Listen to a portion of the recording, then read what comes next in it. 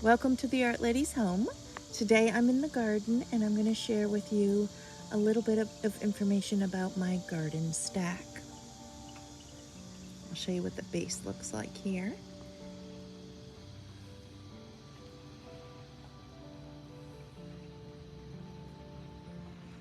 And it's a old shepherd's hook for plants. And it was purchased at a flea market. And the top had broken off. So there's a little tube that goes up the middle. It's actually square. And what I did was I just put a piece of rebar in. This is about a 40-inch piece of rebar. And the rebar had some cement stuck to it. It was left over from when they built my pool. And so the cement kind of jammed in there so it wouldn't go down all the way. Let me see if I lift this up and show you where it actually is in there. So it's stuck in there pretty good. And now I'm going to start building my stack right on it. I set up the garden stack in the very middle of this little circle of grass here. And that way I can just walk around and enjoy all sides, because I did make designs on all sides here, and I'll show you what that looks like. But I thought this shepherd's hook would work for now. Over the course of putting in all the pieces, I changed it probably about 15 times. And then I didn't use a few pieces as well. Here's a close-up at the top. And the bird is actually attached to that artichoke type shaped flower bud.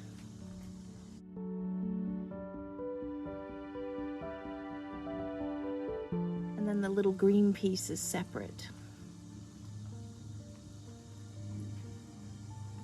And then the larger bird comes down.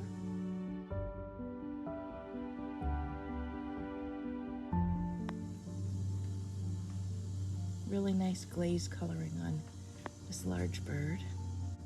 What I found is that the spacer pieces, if you keep them in one color family, that helps a little bit with unity. When I made this, it was all a jumble. It's my first and only stack I've made. And I didn't have a lot of thought involved in what I was doing. And so I brought everything together with the color.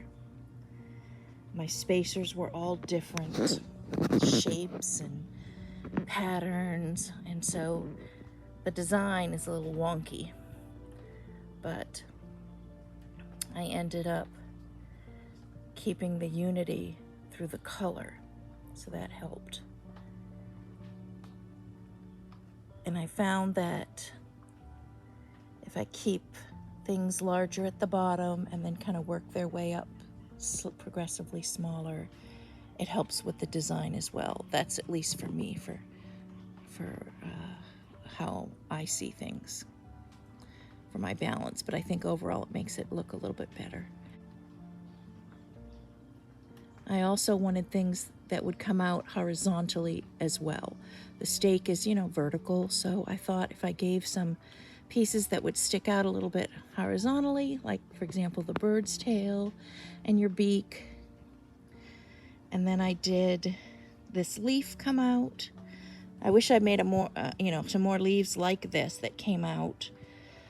I did have one piece, but I didn't like it, so I didn't add it to it. But it kind of helps when they have things that are horizontal sticking out. So that I think helps with the design a little bit. I'll walk around here and show you the back side of this little ball here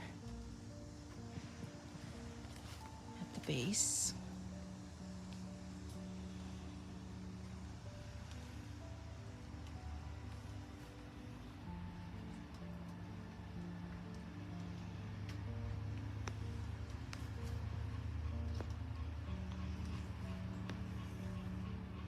And this piece is quite heavy, the base, this round circle here. And the back side of this leaf came out really pretty. Let's see if I can get some of those colors to show. The glaze was a yellow-green underglaze, and then I used some fairy rose on top edges to give it that streak of color. Or actually, that was sunset pink to get those streaks of color right there. And the same thing with this bright color in here. It was sunset pink by Coyote right there. This is the plant that was inspiration for some of the colors and kind of the look I was going for those leaves. I love this pink that's blended in with that chartreusey green. It's gorgeous.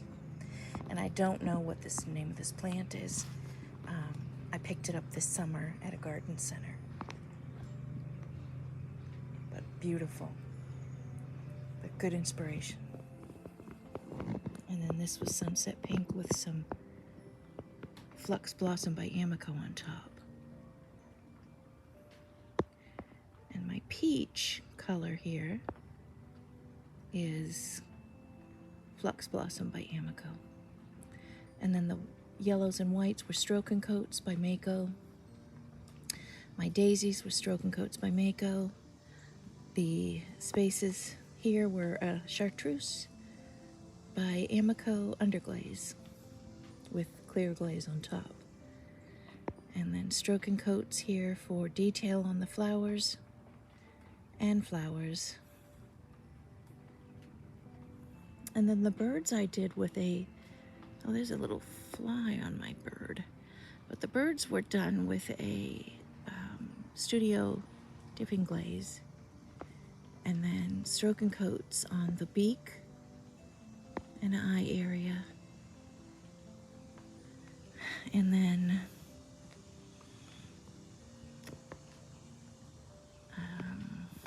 I think it was the fairy rose for the texture on the wing.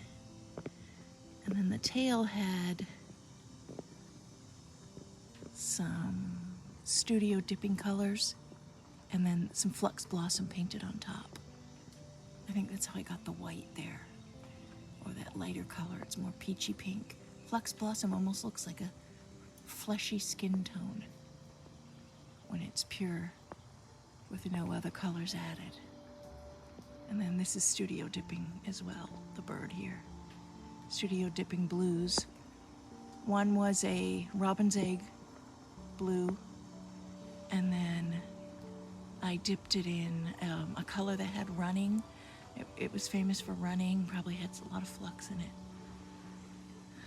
It was a very runny blue dipping glaze. And I did the head on top with that. You could see how it kind of ran. And then the crown and eyes and beak were Mayco Stroke and Coats.